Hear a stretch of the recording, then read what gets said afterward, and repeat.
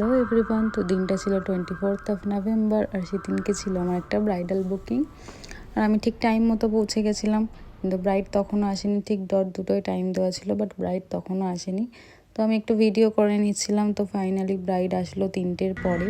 তো বসতে বসতে 3:30 বেজে গেছিলো। ব্রাইড এসেছিলো পুরো ভিজে চুল নিয়ে। তো কি আর করা যাবে, তারপরে এদিক ওদিক করতে করতে অনেকটা টাইম চলে গেছিলো। তো আমি তাড়াতাড়ি করে বেসটা কমপ্লিট করে দেওয়ার পর আমার বোন এখানে কলকা করে দিচ্ছিলো আর আমার স্টুডেন্ট বসেছিল। যদিও ও এখন স্টুডেন্ট নয়, ও আমার সাথে কাজ করে এখন। তো ও হেয়ার ক্রিম্পিং আর সাইড র্যাপিংটা করে দিয়েছিল।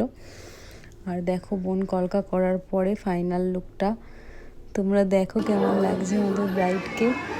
তো অনেকটা যেহেতু লেট হয়ে গেছিলো, তো আমি আলাদা করে কিছু ভিডিও ক্লিপস নিতে পারিনি। এখানে ফটোগ্রাফার দাদারা ভিডিও নিচ্ছিলো, ফটো নিচ্ছিলো, এবং তার মধ্যেখান থেকেই যা যা পেরেছি কিছু কিছু নেওয়ার চেষ্টা করেছি। তো তোমরা দেখো ফাইনাল লুকটা কেমন লাগছে আমাদের ব্রাইডকে।